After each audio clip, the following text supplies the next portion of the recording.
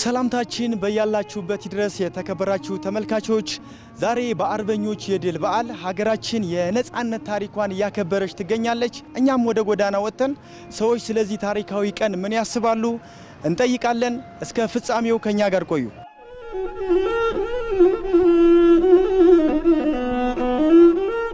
ሚያዝያ 27 የሚከበረው በዓል የምን በዓል ነው? ለሱስቶ ናንጂ መሞከር ነው ዝም ብለን። ሚያዝያ 27 የሚከበረው በዓል የአድዋ በዓል። የአድዋ ሚያዝያ 27 እሺ። እኔ አላውቅም። ሞክር እስኪ አንተ። አላውቀውም። ሚያዝያ 27 ነው የመድኃኒዓለም ምን? ልክ ነሽ። የመድኃኒዓለም በዓል ሚያዝያ 27 ዓለም አቀፍ የሴቶች ቀን።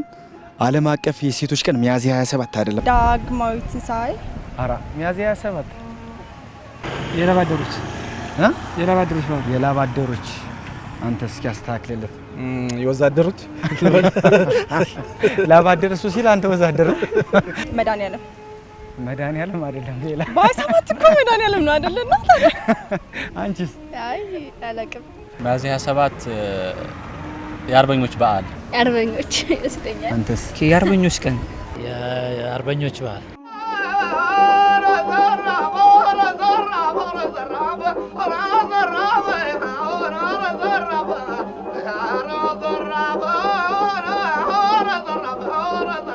ሚያዝያ 7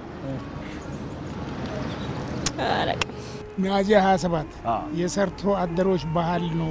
ሚያዝያ 27 ከመቼ የጀመረ መሰለ? ከመንግስቱ ኃይለማርያም ወደዚህ ከአፄ ኃይለ ሥላሴ ነካክቶ ሄደበት ነው። የሰራተኞች የላባደሮች ባህል። የላባደሮች እስኪ አስተካክዩ። የወዛደሮች ሚያዝያ 7 የአድዋ ነው አይደል? ሚያዝያ 27 የአድዋ። እሺ ጥሩ ነው። የአርበኞች ቀን በ1993 ፋሺስት በ1993 በ1993 ዳግም ወይም የኢትዮጵያ ዳግማዊ ትንሣኤ ይባላል። 1993 አዎ 1993 33 የአርበኞች በዓል የአርበኞች በዓል ነው። በትክክል መልሰዋል።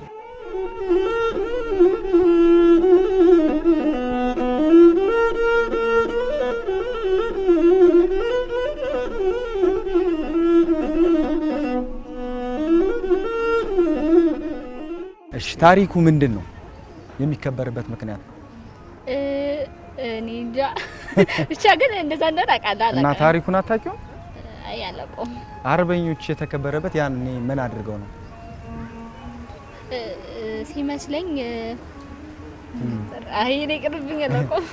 ማለት ከመቼ ጀምሮ ነው ማክበር የጀመረው? ከ1933 ጀምሮ እንደሆነ አውቃለሁ። ያኔ ምን ተፈጥሮ ነው? አፄ ኃይለ ሥላሴ 5 ዓመት ነበር። ጠፍቶኛል። ታሪክ በደንብ ባላውቀውም ጠፍቶኛል። ከአባቶች የመጣበት ነው። ጣሊያንን አስወርዶ የተመለሰበት የኢትዮጵያ የድል በዓል ስለሆነ እውነት ነው። የማንም ሳይሆን የኢትዮጵያ ድል በዓል ነው። እውነት ነው። ደስ ይላል። ሌላ ትርጉም የለውም። እውነት ነው። ወደዛም ብትመጣ እነሱ በሰማይና በምድር የመጣበትን የኢትዮጵያ አምላክ በጋሻና በጦር በበቅሎ ያባረሩበት ቀን ነው። የኢትዮጵያ ድል በዓል ነው። 1933 ላይ አፄ ኃይለ ሥላሴ ከ5 ዓመት የስደት ቆይታ በኋላ በተለይ ጣሊያን ኢትዮጵያን ተቆጣጥሯት በነበረበት ሰዓት ተመልሶ በነጻነት ባንዲራዋን ያውለበለቡባት ቀን በማስመልከት ይመስለኛል። ከአያት ቅድመ አያቶቻችን እንደወረስ ነው። አርበኞች በድሮ ጊዜ እኛ እንዳንንበረከክ በተለይ ነጮች የበላይነትን አድርገው ወደ ኢትዮጵያ የበላይነታቸውን እናስከብራለን ብለው እኛን ቀይ ግዛት ሲወሩን በዛን ጊዜ ምንም እንደዚህ ቴክኖሎጂ ባልተስፋፋበት ዘመን እውነት ነው በጎራዴ በፈረስ ዛሬኛ አንገታችን ቀና ብለን በዓለም ላይ ያልተገዛች ብቸኛ ጀግኒት ሀገር ኢትዮጵያ ማለፋ ለአፍሪካ ህልውናዋን ያስጠበቀች ኢትዮጵያን አስከብረው በደማቸው ባጥንታቸው ያቆዩን የአባቶችን በዓል ለማስታወስ የሚዘከር በዓል በየአመቱ ሚያዝያ 27 እናከብራለን። ቀደሙ አባቶች እንግዲህ ሀገራችንን ከተለያዩ ወራሪ ጠላቶች ተከላከሉበት እና ወደ አዲሱ ትውልድ ያሸጋገሩበት ታሪክ የሚዘከርበት ነው።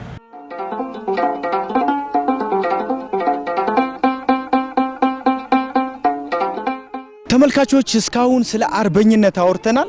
አሁን ደግሞ ከታሪክ ወጠን ራስ ምታት ወደ ሆነ ጥያቄ እንግባ።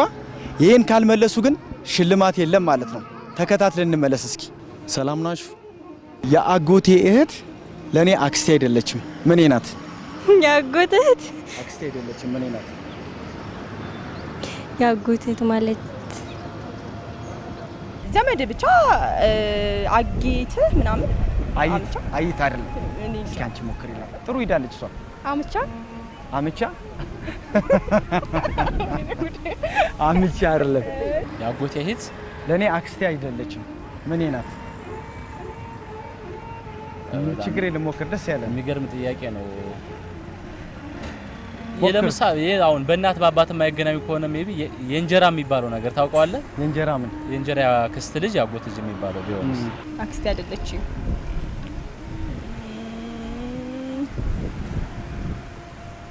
አይደለችም። አዎ። እሺ። እና ምኔ ናት? ምን የስጋ ዝምድና አለን? ዘመድ ናት። ዘመድ ናት እኮ ምን አይነት ዝምድና? ስም የለውም። ዘመድ ናት። ቆንጆ ነው። ባይድ ነች። ባይድ ናት። ምንድነው? ባይድ ባይድ እንኳን አለችም። የአጎቴ እህት ናት። የስጋ ዝምድና አላት። ከአንድ እናት ከአንድ አባት። ቤተሰብ ነው። የቤተሰብ ቤተሰብ የሚባል ዝምድና አለ። እንጃ እንግዲህ አይዩሽ ሌላ የወንድም ሚስት ነው። አይዞን የሚገርም የሚያሳዝን አማራ ሆኖ እንዲያውም የኛን ቋንቋ እንደዚህ ያጎቴ እህት አክስቴ አይደለችም። ምኔ ናት? ተለበት ያጎቴ እህት ሽልማቱ አለፈ።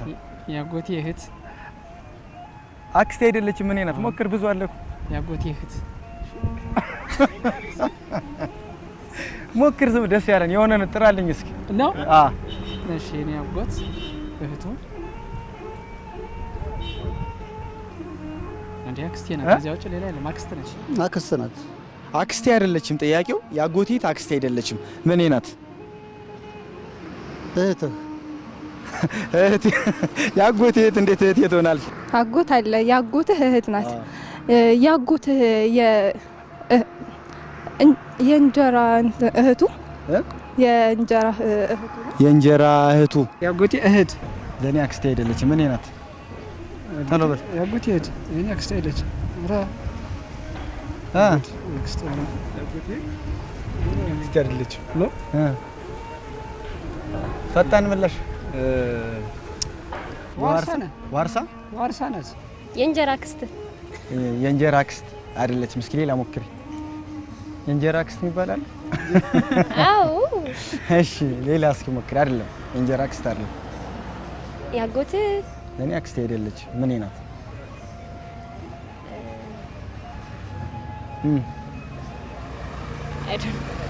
ያጎቴ እህት ለኔ አክስቴ አይደለችም፣ ምኔ ናት? ያጎቴ እህት አክስቴ አይደለችም፣ ምኔ ናት? ያንተ አባት ወንድም ነው እሱ። እሱ እህት ናት፣ እሱ አጎት ናት፣ እሷ አክስቴ ናት። አክስቴም አይደለችም ብያለሁ። ምን ልትሆን ትችላለች? ያጎቴ አክስቴ አይደለችም፣ ምኔ ናት? ለምን እኮ ሌላ ዝምድና አጎቴ ነው። የሱ አክስቴ አይደለችም፣ ግን ምኔ ናት? አክስቴ አይደለችም፣ ሌላ ነው። የሱ ወንድም ነው፣ የሱ እህት ናት። እሱና እሱ ከአንድ ማይጸን ነው ወጣ። ማይጸን ከወጣ እንዴት አክስት ላትሆን የምትችልበት ምክንያት ምን አለ? ሌላ ዝምድና ስላለን ነው እንጂ እኔ መልሱን ነግሮታል። ይሞክሩና የእናት እህት ነው ልትል ነው ወይስ ወደ ሌላ ልትቀይራት ነው? እኮ እኔ የጠየኩትን አሁን በገባሁት መንገድ ይመልሱልኝና መጨረሻ ላይ መልሱን ነግሮታል። የእናት እህት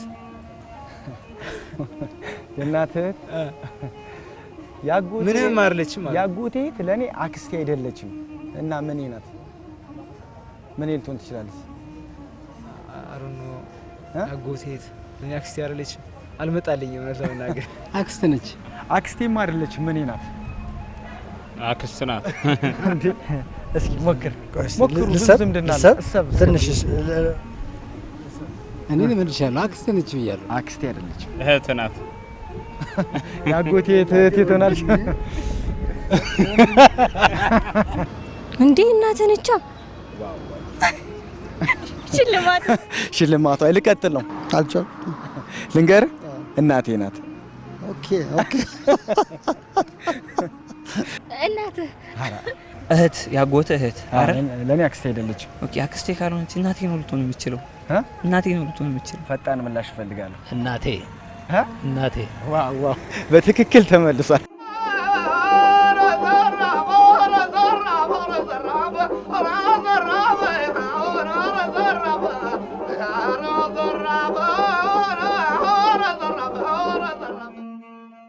የአርበኞች ድል የመጣው በወንዶች ብቻ አልነበረም፣ ሴቶችም ታሪክ ጽፈዋል። እስኪ የምታውቋቸውን የሴት አርበኞች ስም ጥቀሱልኝ ብዬ ጥያቄ አንስቼ ነበር። ሸዋረገድ ገድሌ። ኦኬ አንድ።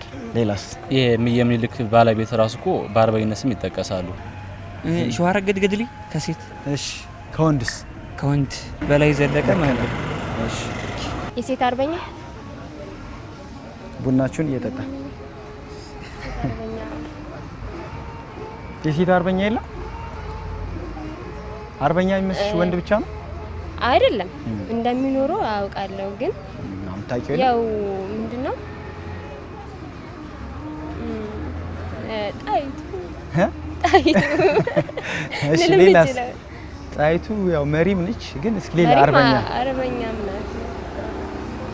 እኔ በስም አላውቃቸውም። ግንባር ቀደም ተጠቃሿ ጣይቱ አለች። እሺ ያው ንግስት ዘውዲቱም አንድ አርበኛ። ከወንዶችማ እነ በላይ ዘለቀ። እሺ ሌላስ? ያው ብዙ አሉ። እነ አብዲስ አጋ ካልተሳሳትኩኝ ሸዋዬ፣ ጣይቱ ብጡል። ኦኬ እቴጌ መነንም አርበኛ ናት። ዘምታለች፣ መርታለች። እሺ ከወንድ አርበኞችስ አሉ? ከወንድ አርበኞች ማን ነው? ነብሶ አባ ባልቻ። አባ ነብሶ እሳቸው ናቸው አለን ብለን የምናስቀምጠው። እውነት ነው። አባ ጋሽ በሁለቱም ጦርነት ደግሞ ተሳትፈዋል። ባልቻ አባ ነብሶ እኮ አለ። እሳቸውም ህይወቱም እንትን ለማድረግ ሄደዋል እና ብዙዎቹም እዚህ ጋር አዲስ አበባ አለ። እቴጌ ጣይቱ መሪ ናት። መሪ ናት። እኔ እንጃ ከዛ ውጭ እንኳን አላውቅም። ሞክሪ እስኪ። እውነት አላውቅም። እቴጌ ጣይቱ ነው ማውቃት። የሴት አርበኛ አንደኛ ጣይቱ ናት። ሁለተኛ ደግሞ ጣይቱን ልጅ ማስታወስ። አንተስ ማን ነበረች? ንግስት ሳባ ሆን ንግስት ሳባ ናት። እቴጌ ጣይቱ እስኪ ሳልመጣ ወደ አንቺ። አርበኛ ሴቶች እትዬ መነን ነው። እሺ አንተ ደግሞ አስተካክል። እትዬ ዘውዲቱ አርበኛ ነው። ብዙም ታሪክ አላውቅም። ጎላ ብለው የሚታዩት ወይዘሮ ጣይቱ ናቸው። በአብዛኛው ጊዜ የሚነገርላቸው ያ ክፍተት አለ። ለህብረተሰቡ ከመናገር ከማሳወቅ ለልጆቻችን ከመናገር እኮ ክፍተት አለው። ልክ እንደነሱ አብረን የምንዘምርላቸው በርካቶች ነበሩ፣ ግን ጎላ ብለው የወጡ አይደሉም። ከወንድ አርበኛ በጣም በርካታ አለ። ለምሳሌ ራሱ በላይ ዘለቀ ከመሪነት እስከ አርበኝነት አለ። ቴዎድሮስ አለ፣ ጉዱ ካሳ አለ።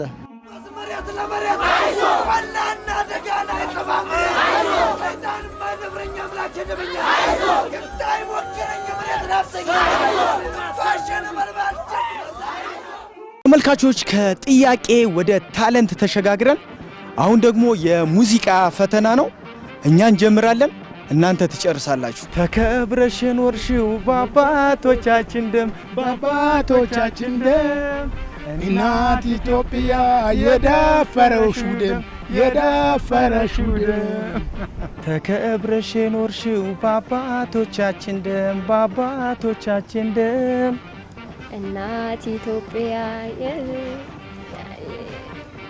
ኢትዮጵያ የደፈረሽው ደም። በዚህ ማርግልኝ እስኪ። እናት ኢትዮጵያ የደፈረሽው ደም እናት ኢትዮጵያ የደፈረሽው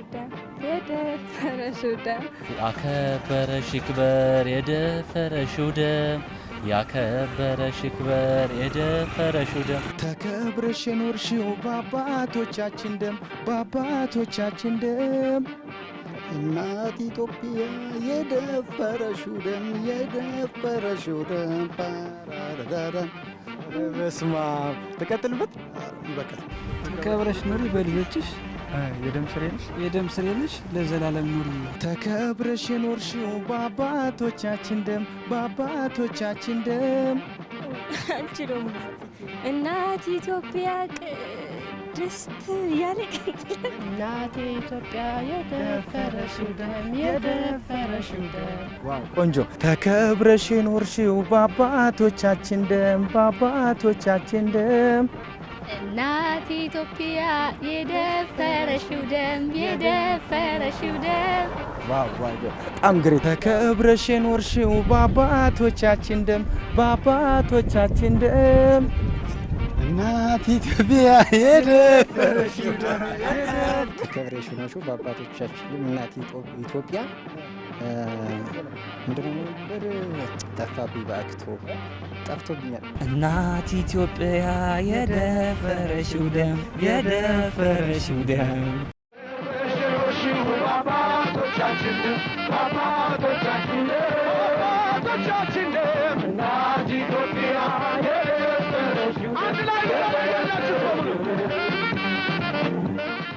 እንደሚታወቀው አርበኞቻችን ታሪክ ብቻ አልተውልንም፣ ትምህርትም አስቀምጠውልናል። ለመሆኑ ይሄ ትውልድ ከአርበኞቻችን ምን ሊማር ይገባል ብለን ጠይቀን ነበር። ጽናትን፣ አገር ወዳድነትን ሊማር ይችላል። በራስ መኩራትን ሊማር ይችላል።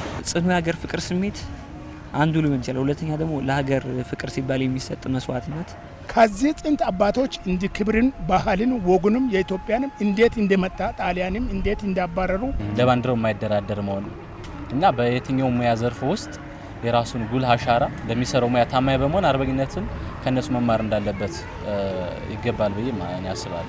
አንድ ኢትዮጵያ አንድ ሀገር በሚል ነበር አርበኞቻችን ደማቸውን ያፈሰሱትና እውነት ነው። በዛውም ልክ ይሄ ትውልድ ደግሞ ባንድ ሆኖ እንደ አርበኞቻችን ሆነው ባንድ ሆነው እንትን ብሉ አርበኞች ነጻነት ፋሽስት ነጻነት አድርገው አስረክበውታል ይሄን ሀገር።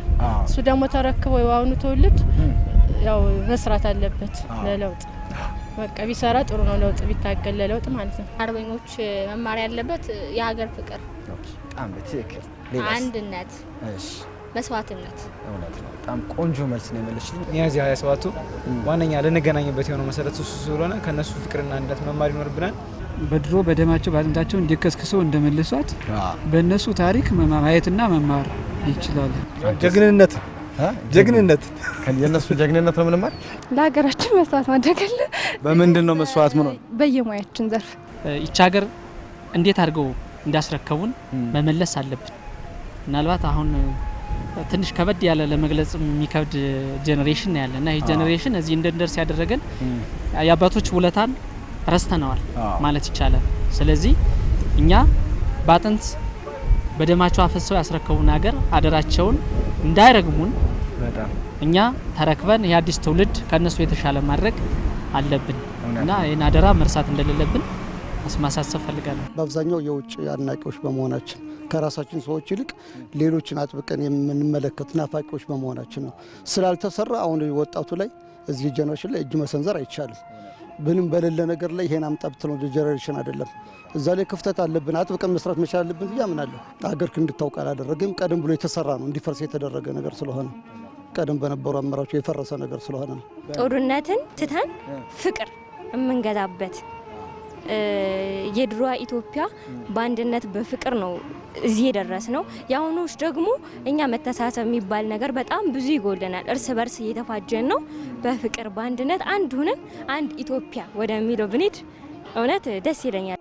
አሻግሮን በድወቶን ሲለው አረነኛን ጤራቱን አሻግሮን ሲለው አረነኛ። ተመልካቾች የድሮ አርበኝነት በጦር ሜዳ ይለካ ነበር። ዛሬስ አርበኝነት በምን ይለካል? እስኪ ምላሻቸውን እንስማ። በአሁኑ ዘመን አርበኝነትን አንቺ በምን ትለኪዋለሽ? በቃ አንድ ሰው ለአንድ ሰው ጥሩ ሰው ከሆነ መልካም ነገር ከሰራ አርበኛ ነው። ቤተሰቡን ሰላማዊ ከሆነ ፍቅር ከሰጠ ለቤተሰቡ ለሀገርም ፍቅር ሰጠ ብዬ አስባለሁ። ሀገር በምትደፈርበት ሰዓት ለሀገር ግንባር ቀደም መሆን፣ በኢኮኖሚ ልማት ላይ ማንኛውም በተሰማራበት ወጣት ድህነትን ማሸነፍ አንድ የድህነት አርበኝነት ነው። በትምህርት ዓለም ብንል ምሁራን እንደ ምሁርነቱ ነጋዴው በንግዱ ዓለም ሁሉም በያለበት ያለውን አስተዋጽኦ ካደረገ አርበኝነት ብለን እንለው እንችላለን። አሁን የአርበኝነት መለኪያ በዚህ ዘመን መስፈርቱ ምንድነው? በምንድነው አርበኝነት የሚለካው? አሁን ላይ በስራ ልማት ማልማት በቃ ቅኑ ነው መስራት ለሁሉም ነገር። በአሁን ጊዜ አርበኝነት በዋናነት በስራ ይለካል። ድህነትን በመዋጋት ያው ለሀገር ባለው ፍቅር ነው። ፍቅር በተለይ እንደ ሰውን በመርዳት ምናምን እሱ ላይ በደንብ ማገዝ እና ስለ ሰላም የሚሰብክ ሰው እንዳርበኛ መታየት አለበት ቢያስ ሰላም አይደል? ፖለቲካና አገር አንድ አይመጣም። አገር ሲኖር ፖለቲካ አለ፣ አገር ከሌለ ፖለቲካ የለም። መጀመሪያ ቅድሚያ የሚሰጠው ለማን ነው? ለሀገር ነው። በማንኛውም ነገር ለሀገር ጥሩ ነገር ከሰራ አርበኝነትን በስራ ማለት ነው። በስራም ማንኛውም ሰው በተሰማራበት ስራ መስክ ላይ ጥሩና ታማኝነት ሆኖ በማገልገል እንዲሁም ደግሞ አሁን ላይ የሶሻል ሚዲያ እንደመሆኑ መጠን በሶሻል ሚዲያ ጥሩ ወሬዎችን እንዲ አልባሌ ነገሮችን ከምናሳልፍ ጥሩ የሆነ ወሬዎችና ለሰዎች ሼር ላይክ ብናደርግ አሪፍ ይመስለኛል። በጀግንነት በስሜት በሙዚቃ በመግለጽ ህፃናትና አረጋውያን አቅም የሌላቸው እነሱ በመደገፍ አርበኝነትን ልታሳይ ትችላለህ። አንተ ታማኝ በመሆን ኃላፊነትን በመወጣት አሁን የመንግስትን የህዝብን ጥቅም ራስ ባለማግበስበስና ወደ ራስ አካውንት ባለማስቀመጥ ታማኝነትን ማሳየት ሁሉም የየራሱ አርበኝነት ህፃናትም ወጣቱም አዛውንትም የራሱን አርበኝነት አሻራ ለዚች ትልቅ ሀገር ሊያበረክት ይገባል።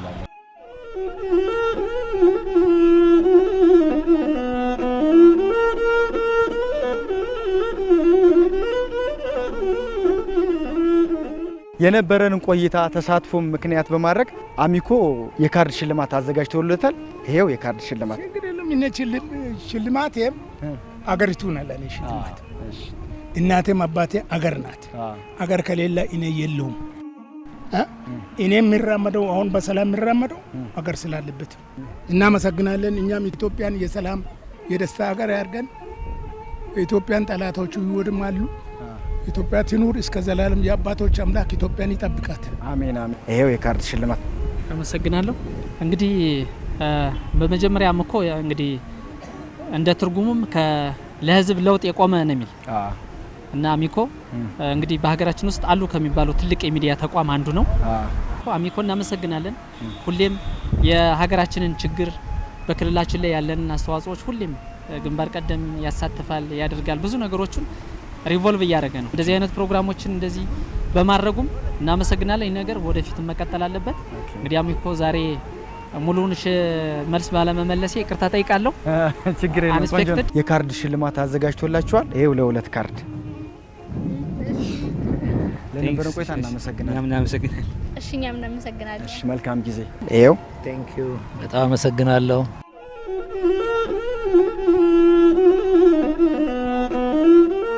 አርበኞች የድል በዓል ያለፈ ታሪክ ብቻ ሳይሆን የዛሬም መንፈስ ነው። አርበኞች በደማቸው ያስጠበቁትን ነጻነት እኛ ደግሞ በስራ ልንጠብቀው ይገባል። ፕሮግራሙን አዘጋጅቼ በማቅረብ ኤርሚያስ ገረመው አብሬያችሁ ቆይቻለሁ። በሌላ ፕሮግራም እስከምንገናኝ ድረስ ሰላም ቆዩ።